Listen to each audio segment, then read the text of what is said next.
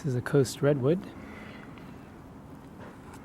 Sequoia sempervirens, and it's growing in my backyard, and you can see it's a fairly sizable tree. And I planted this. 23 years ago, and it's got a sibling over there, and it's got some ropes course stuff that we built for when our kids were little, or littler.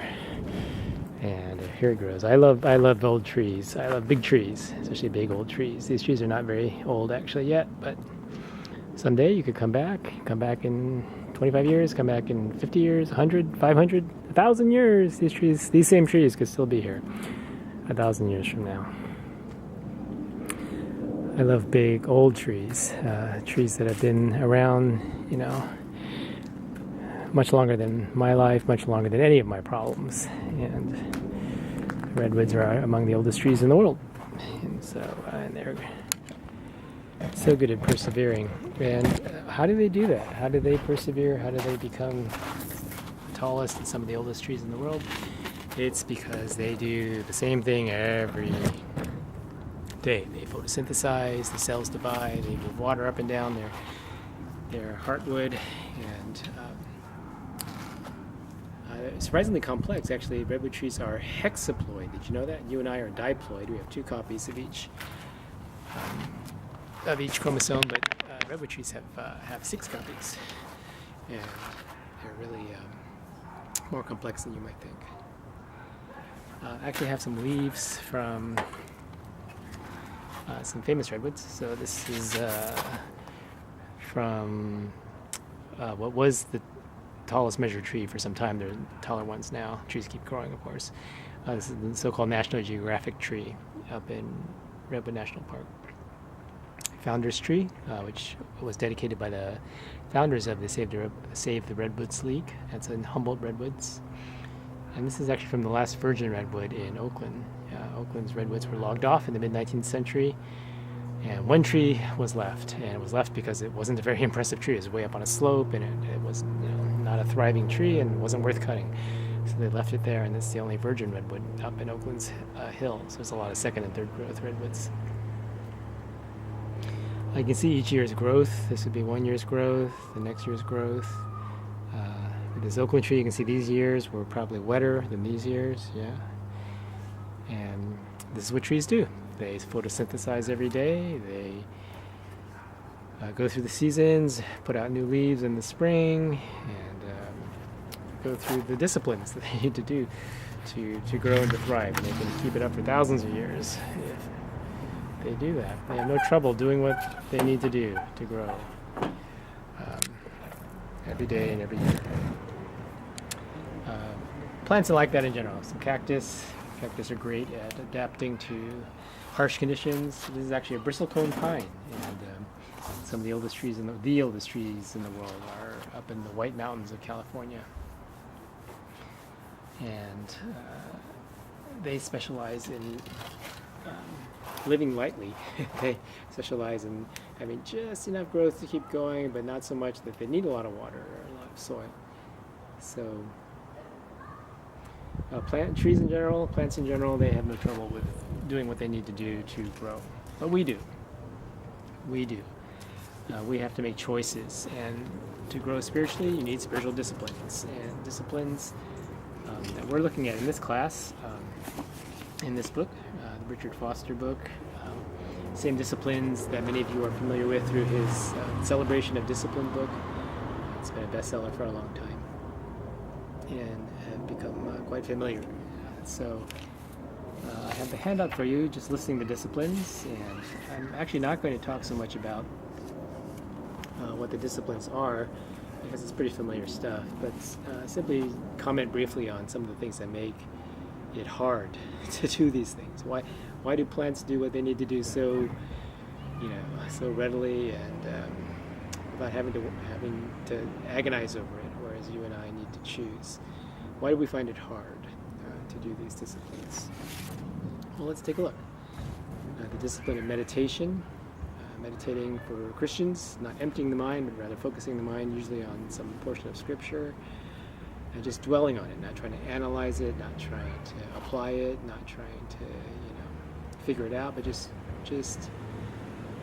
going over it in your mind, meditating on it. Here's an example for me. This is Philippians 3. Whatever were my gains, I now consider loss for the sake of Christ. I want to know Christ and the power of his resurrection, forgetting what is behind, straining towards what is ahead. So this piece of paper folded up, carried in my pocket when I'm running, and I work on memorizing. I've worked on memorizing this text and meditating on it. Just when you're running, your mind is, and just meditate on a text. But it's hard. It's actually very hard. Even if I have this with me, it's really hard to focus. They're easy to be distracted. Meditation usually doesn't have an immediate, result. So it's not very, it doesn't have a tangible result. It can be lonely, which we don't like in our society. It's not very, we get bored. We're just very easily bored in our society. So meditation is hard. I could say the same thing about prayer. It's hard for us to focus in prayer, and especially for a lot of us Protestants, and we expect so much of our praying to be praying by myself, in my personal devotions, my quiet time, or whatever. That's asking a lot of people, and we don't have a very wide range of approaches to prayer. In a lot of our Protestant traditions, we expect people just to come up with the words on their own and to sustain this long prayer on their own. There's a lot of kind of, I would say, chaos in terms of models of prayer. People, traditional intercessory prayer, but now I think listening prayer is very big for a lot of people, and it's not clear, and here we don't have an inherited tradition in most of our church settings, and so to pray more in a disciplined way is, we're a little bit lost to really cultivate and sustain that. Fasting, whether from food or from social media, that's a big one nowadays, or screen time, or whatever you want to fast from. This last Lent, I actually fasted from online news because I'm very impulsive about reading the news, and it feels like, I don't have to feel guilty because reading the news is, something good to do, right? Well, not if you do it impulsively all the time. So whatever you're fasting from, it's hard because we're in a very impulsive society, a society that encourages us to be impulsive and to gratify ourselves and to, constantly multitask. So in such a society that encourages immaturity, actually, and does not encourage self-denial at all, encourages self-gratification, it's hard to fast.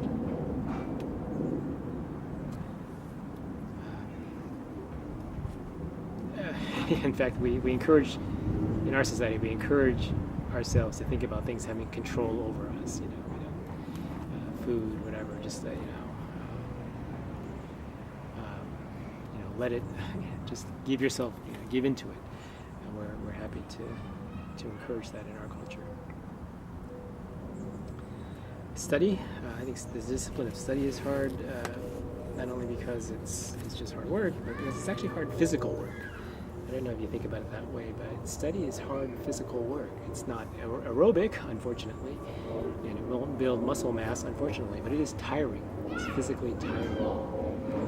And that's one reason to have good posture, right? And good ergonomics and good light. But even if you have all that, it's physically tiring. And so to take care of yourself physically, to make allowances for the physical work that is study, I think can help. Nevertheless, it's always an effort. Study is probably also hard because it's endless, right? It's endless. It doesn't, you can never feel like you've finished it, you've done enough, and especially nowadays when we have access to, so much through the internet, and any book you want through Amazon, and study just feels like it's not something you can ever finish, so that makes it hard as well. The outward disciplines, simplicity, hard for the reasons we've mentioned. We live in a very consumer society that encourages us to have more and more stuff, encourages us to just multitask and have things going on all the time, and even when we're not doing something, we can have our DVR recording something, and we encourage complexity, not simplicity. At my former church in Castro Valley, California, which is a suburb of Oakland, right where the church was there, it's just a fairly modest commercial area of Castro Valley. From where the church was, I could walk to any one of five different full-size self-storage facilities, self-storage business operations. 5, just in this one neighborhood, one very unremarkable neighborhood. Now, we got a lot of stuff in this culture, and we need more and more space. And this is a part of the Bay Area where the houses are not small. This is not Manhattan. These are full-size houses, and yet there's 5, self-storage facilities right in this one neighborhood. So we are not good at simplicity. Solitude is hard, especially if you're more extroverted. If you're more introverted, solitude is actually not that hard. But solitude, not to be confused with loneliness, which is something quite different, right? Loneliness is being disconnected. That's what Mother Teresa used to say is the great plague of modern society is loneliness. But solitude, being able to set aside interactions for a time and be focused and be centered. That's pretty hard in our society. We don't encourage that. We don't even have physically very many places to do that. I mean, if you do solitude, you don't want to do it in a disembodied way. You want to do it in a fully embodied, present way. And probably, Protestant Christians would not be the ones to turn to as the experts in solitude, right? So maybe we have some catch-up work to do there. Submission is hard. It's a free country, a very egalitarian country, right? We don't even think of, the president as a different level of person. We call him Mr. President. That was something we settled early on in our nation's history, that we would be equals. And especially here in California, we're very big on equality and egalitarian, kind of flat. We don't particularly like hierarchy. And freedom of choice, it's a very American thing. And so to submit is very hard for us. And, not easy at all. Service is hard for some. For some of us, it's actually not hard. It's not hard to be helpful. It's not hard to help put away things at the end of church. I did that this morning. Not hard for me to be helpful around the house here. What's hard is doing it with pure motives. And actually, I would say impossible to do it with pure motives. It's like, let's say you're walking down the street, there's some homeless folks, and you're trying to decide whether to even make eye contact, let alone, give them something, or just say a kind word. If you're like me, man, I'm totally judgmental about that. I size them up, I judge them, who's really, homeless and who's just kind of lazy, who's worth my help, I mean, I wouldn't say it that way, but that's what I'm thinking. So service is, at least for me, it's very mixed up in my own self-calculating motives. And so as a discipline, something just to do acts of service may be a growth area for you in spiritual disciplines, but probably for everyone to work on motives is probably a growth edge too. Confession, it's hard, is again probably hard for us as Protestants because we don't have a good, long, solid tradition of confession. We encourage confession kind of me and God, just on one-on-one. We don't have the practice of sacramental confession that, of course, you're familiar with in the Roman Catholic settings, where you're actually there with a priest and you actually verbally confess something to another human being. And in the case of the Catholics, they have this other human being is a spiritual authority who can pronounce absolution. Hear your confession and pronounce and be used by God to help convey a sense of forgiveness, not just in the abstract, not just in my imagination, but through the actual words spoken and heard of another human being there, embodying the presence of Christ as another believer. We could probably do more of that as Protestants and learn from that. There's also the whole issue of sacramental confession in terms of confidentiality. Those of you who've done any work with children's ministry, you know that there are mandatory reporting laws, statutory reporting laws. If somebody says something to you that gives you suspicion of child abuse, the same thing would be true of elder abuse, and you are required by law to report that. If you're a school teacher, if you're a Sunday school teacher, and so forth, you don't have a choice about that. It's not a matter of discretion, theoretically. It's mandatory. That's a whole different subject. But the one exception is if your church has an established practice of sacramental confession. This is not just, you happen to be at a coffee shop one day with somebody who just blurts out something to you. No, this is an established practice of sacramental confession in which you can promise confidentiality. Now, even there's exceptions. If somebody shares something with you that gives you credible reason to believe they are a danger to themselves or to someone else, an imminent danger, then even that you cannot, in theory, just keep confidential because it's a sacramental setting. In any case, as Protestants, we probably could do a lot more here with confession and to give people more and a greater range of ways to practice it as a spiritual discipline. Worship, Sunday worship, even though we probably all do it, still it can be a challenge, especially in our culture, such a self-referential, self-gratifying culture, also very egalitarian culture. We mentioned that. And so the idea of worshiping someone greater than you, Jesus is my friend, that comes more easily to us than falling prostrate on before God Almighty. I don't know. It's a more it's in a society that doesn't have Queen Elizabeth, or royalty, the sense of reverence towards a being that's greater than you may not come as naturally. So the discipline of worship may be a challenge. Guidance, I would say guidance is actually on the upswing nowadays. The idea of getting a life coach or having mentors, going to conferences, which is a kind of guidance. Those are much more encouraged nowadays and more widely practiced, and that's all good. Even guidance, though, needs to be taken with a grain of salt. I know Bill Hybels at Willow Creek, he tells a story of early in the church's life when the preaching load was just killing him. He was preaching the multiple seeker services on the weekends and then the new community services in the midweek. And it was killing him. It was just way too many sermons to sustain for one guy. And so we thought, I've got to share this preaching load. We've got to go to a preaching team. And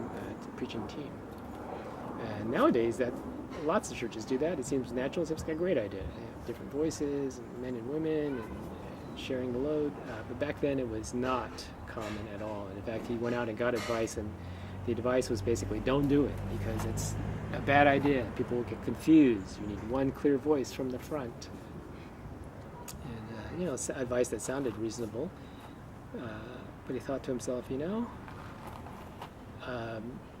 if we go to a teaching team and that causes problems and drags the church down, well, of course that's undesirable. But the fact is, right now, doing it this way is going to drag the church down because it's killing me, and I can't keep it going. So he decided to go to the teaching team, and the rest is history. It became a model, and now many churches use it, and to good effect. So guidance is good, but of course always need to take it with a grain of salt, and probably good to have multiple channels of guidance in your life, and not to just pick and choose, but to try to draw on wisdom from different sources. Then lastly, celebration. Probably a challenge to the extent that, we just like to complain. We like to complain more than we like to celebrate. And the difference is probably a measure of kind of inner health. If you're healthy inside, then you're able to enjoy things, and you're able to celebrate things, even very modest things. Yeah, But if you're not healthy inside, then everything is, you find something wrong with everything, and complain about everything and go through life cranky. It's like that VeggieTale video, right? Madame Blueberry, a grateful heart is a happy heart. And so to the degree that we are healthy inside, or to the degree we are not healthy inside, it's going to be a challenge to celebrate. And so we're going to still be self-referential and critical, and have a hard time with that. So these are hard disciplines for us, and that's why we don't just do them naturally. If we did them naturally, we wouldn't have to talk about them as disciplines. But we have to make choices. We have to use our wills to choose to do these things. And again, as Protestants, a lot of us, we don't have an inheritance of long-standing practices of a lot of these things, and so we have to kind of make it up in our church settings from scratch and kind of pick and choose and create these things, and that's hard. It's a big challenge, and I feel for you if you're in a church setting where it's kind of all on you to create this particular set of practices for your church. But work with your people, share the load, ask, and start small, do different things. And as you do them, you'll find that these disciplines enable you to grow in ways that you could not by direct effort, right? If you want to grow a full-size redwood tree, even a teenage, this is our early adult, I guess a 23-year-old early adult redwood tree, you cannot do this. If you wanted this tree in your backyard tomorrow, you could not do it. I don't care how rich you were. It takes time. It takes the tree's disciplines of growth and daily, photosynthesis and annual seasons of growth to achieve that. But with those disciplines, you can achieve those things. And with these disciplines, you can achieve spiritual maturity, both in individuals and in your church community. Okay? Spiritual disciplines.